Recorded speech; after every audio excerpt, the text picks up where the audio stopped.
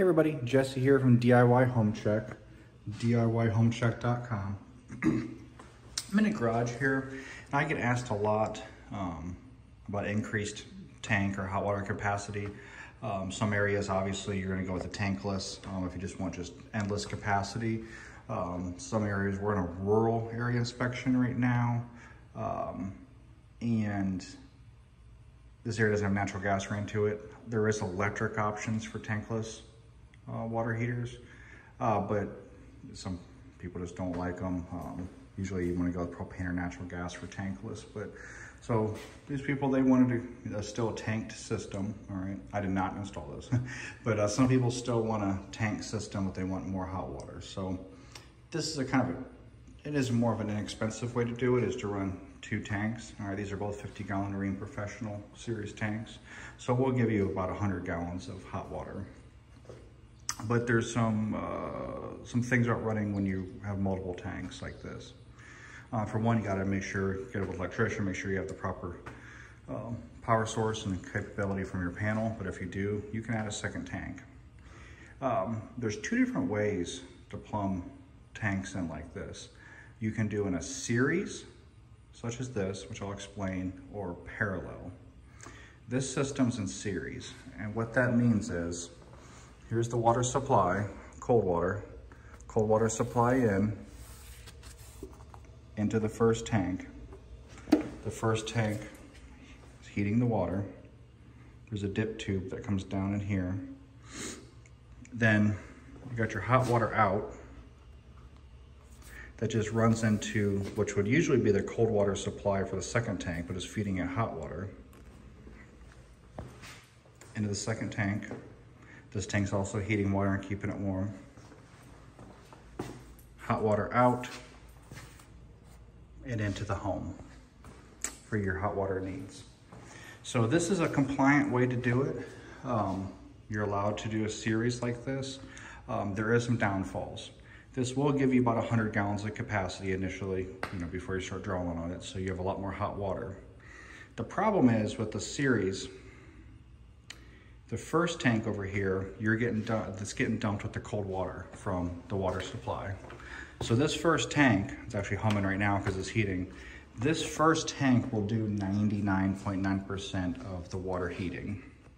So cold water is being flooded into this tank and it's heating just like a normal water heater would. Then this second tank's basically acting as a storage tank. It really is. It will turn on, to keep water warm if it's sitting overnight or such, but this tank's already being fed with 130, 140 degree water, whatever this is set on. So this tank's doing very little work.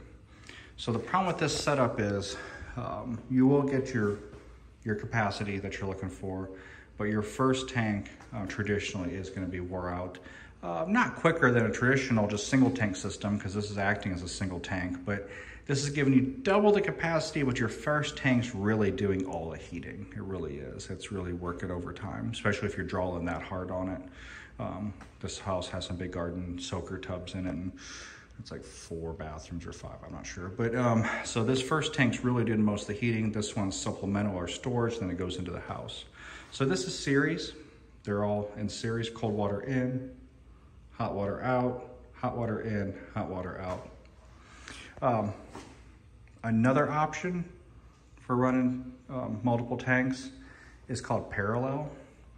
And parallel would look a little bit different. There's multiple ways to do it, but I'll try to explain it from this setup. Parallel, basically, both tanks are going to be used relatively equally for heating of water. What would happen on a parallel tank is your cold water in will usually come to a T, or it'd come to a T or whatever fitting, and there'd be cold water in the first tank over cold water into the second tank. So both tanks are getting fed with cold water when you turn your water on. So both tanks are heating equally. Then on the hot water discharge side, this hot water and this hot water, this would come up. This would not feed this tank anymore. This hot water would, come out, this hot water, and then they'd run together in another T. So basically when cold water came in, it would split and feed both tanks from the cold water side.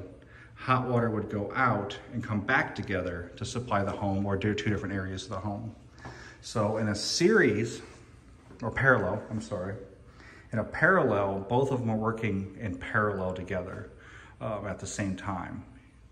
They'll both have equal use and actually both have reduced, they'll both reduce the demand on them. Where in a series like this, the first tank's gonna take the brunt of all heating needs. I'm in an area where there's no earthquake straps needed, and this area allows them to be sit on the floor, even in the garage. There's a lot of debate if the lower element's considered an ignition source and needs to be raised, but this area is totally fine how this is. Just because I know somebody's been watching this and be like, well, that's all wrong. Well, it's allowed here, so I'm not even talking about that. We're just talking about the two different ways to run your water heaters if you want more than one tank. Series is kind of a quicker way to do it, but your first tank's really doing all the heating. Parallel is a better way to do it. Both tanks are used equally. It just requires a couple more fittings and a little bit more time. Make sure also, if you're running two tanks, like this is 100 gallons combined, that your expansion tank should be on your cold water side at your first tank, or if it's in series, it'd be back on your cold water line somewhere, or parallel, I mean. Make sure this expansion tank, you actually check the charts to see if it's big enough. This expansion tank's a 2.1 gallon, I believe. It's only rated up to, I think, when I looked at the chart from Watts, it said like 60 gallons of hot water heating at 60 PSI at 130 degrees.